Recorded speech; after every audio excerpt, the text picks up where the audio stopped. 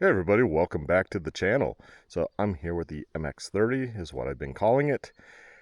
Got the rear suspension, the spring compressed more, so that should be better. Chain tightened, and I think everything's good, but again, another test run. We're out here at Captain Jack's, which is near Colorado Springs, Colorado, and we're gonna see how this does on the trails, I guess. Well, first thing you need to do, at least with this battery, because it's not the battery that comes with the bike, it's the Arctic Leopard EX800 battery. Hey, try to keep that closed. There's a power on button, right? Did it go in? Nope. Glove off so I can feel. There we go. Two hands, push it in. Turns the battery actually on the Arctic Leopard EX800 battery. My packing foam, and I have the battery in there different. I might have to take the battery out and kind of put it on the platform a little bit better, but hopefully for this ride it will be secure enough. Power switch is on, that's that. I don't still have a display, obviously, turning the bike so it goes right there. It has no safety features like surrounds and e-rides and all those, because those are more like toys than this. This is more starting to get up to like full-size motorcycle. I do kind of wish they would have put a more of a real motorcycle fender. Another guy mentioned that. He's like, now they put a real motorcycle fender, which would be a little bit longer on. That would be better. It does kind of look silly now that he pointed that out, but yeah. Don't try to reinvent the wheel with fenders. Okay. Seems good. Unlike a gas bike, I don't have to warm it up, but make sure there's no right away rattles or anything crazy.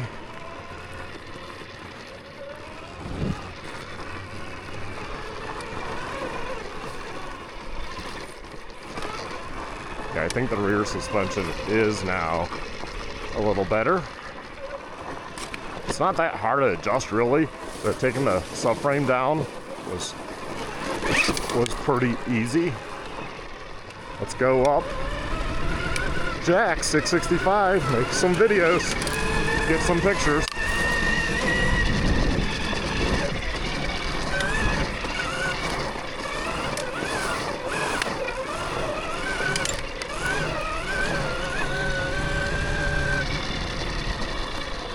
One thing I'm gonna double check, just because it's in my mind, axle bolt. Okay, I did tighten it. Just wanted to make sure. For some reason it was in my mind, like, did I do that or not? Better safe than sorry.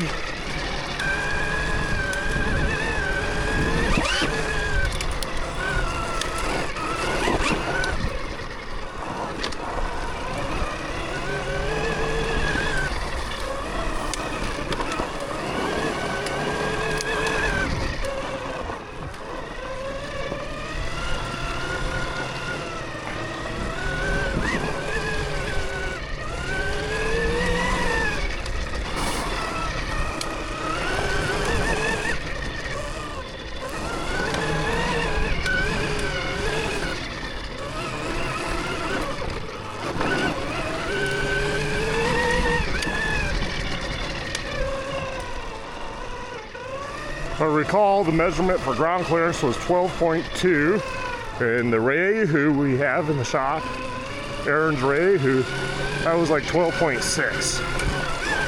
So, close enough, right? Which drastically beats things like the Throne Serpent and E-Ride and all those bikes.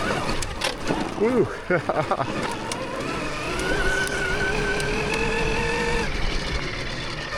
I probably have too much air now in the rear tire for this type of terrain, but I want to make sure I don't get a flat either, so.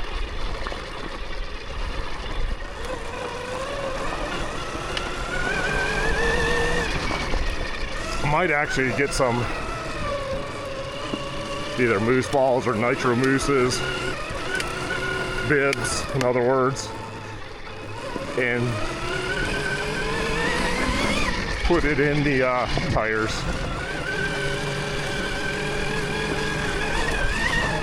Although, I don't know, I really love tubeless, so there is that possibility.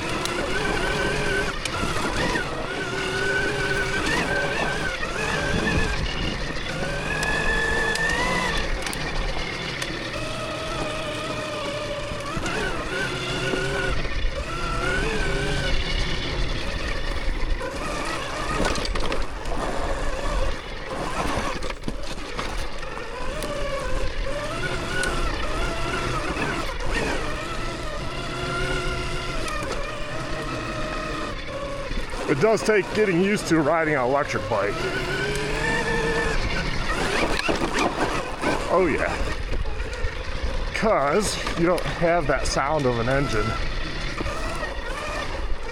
So knowing where you're at, if you will, in the power band, you know, is something to get used to.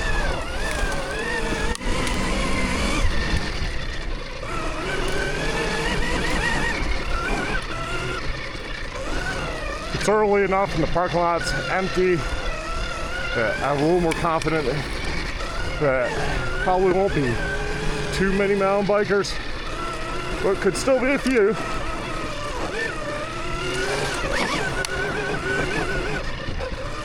They're definitely not going to probably hear me, and I'm not going to really hear them, so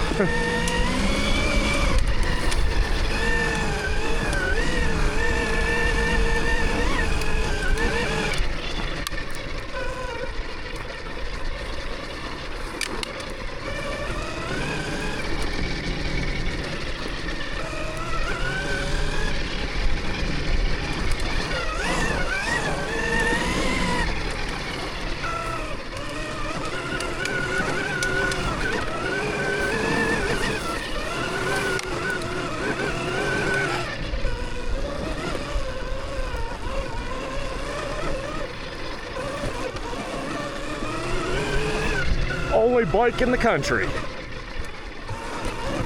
from this brand.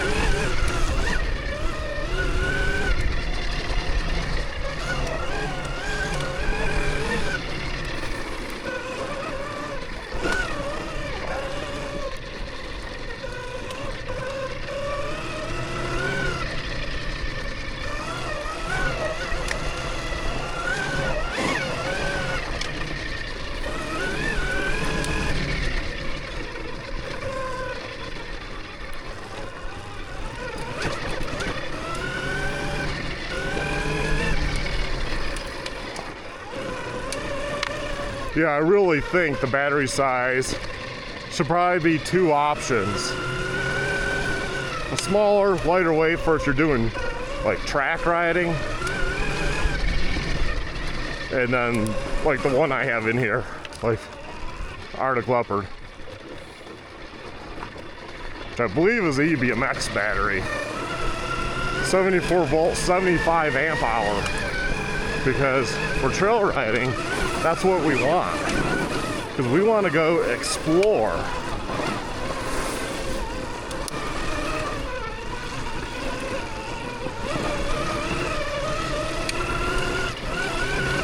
You know, we want to be up here checking things out.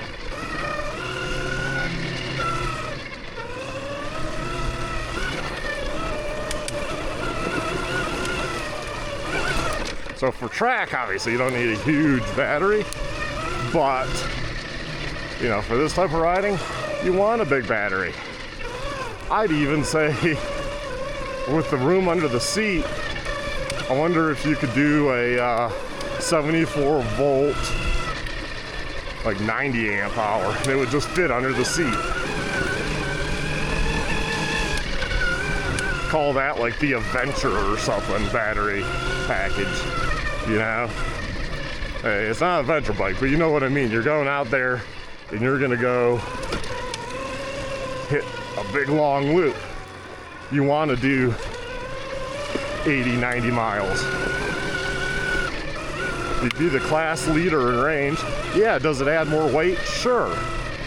But if you're doing track, then maybe you have two batteries. Put in your track battery, you know, but you put in your long range battery for when you want to do long range. What I like is that it's easy swappable versus a lot of these like bikes like the Stark Vark. Yeah, cool that it has 80 horsepower. Woo! Where the hell are you using that other than like an open desert? And even then, you have to be able to hook up to the ground. If you can't hook up, then that's pointless. It's like bragging rights on something that ain't gonna make you faster, you know? Not when you come to trail riding or enduro or any of that. And people keep wanting more voltage, but that doesn't necessarily equal more power. It does to a degree, but you know what I mean? Like, this thing has more power than most people will ever use. So again, more for bragging rights than for actual practicality. I mean, 74 volts, for God's sakes. I mean, one could argue that like 60 volt is fine as long as you have, you know, a lot of amp hours for that long range.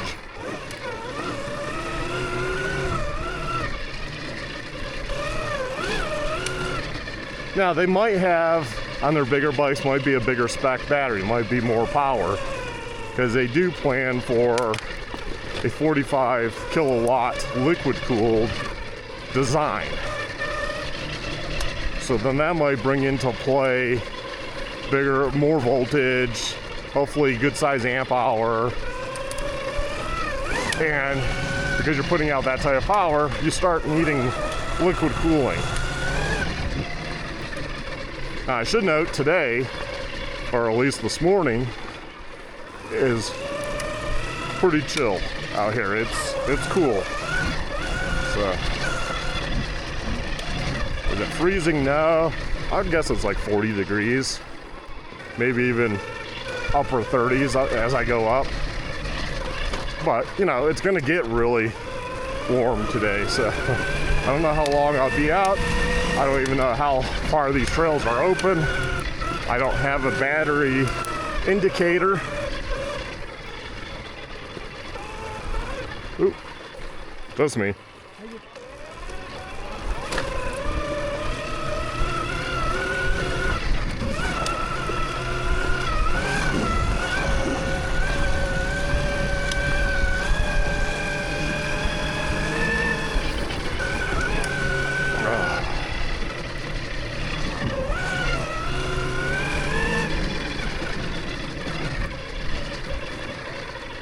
So the electronics on this will be nice and cool right now.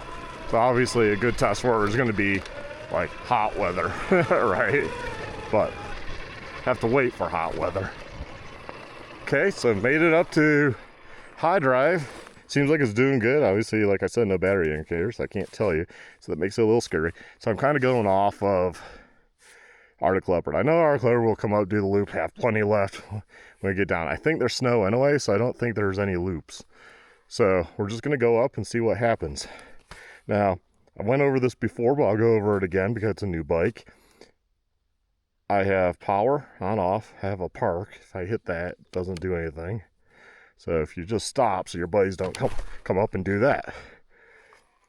Then I have plus, minus for power, horn. We won't bother people. Reverse, hold that.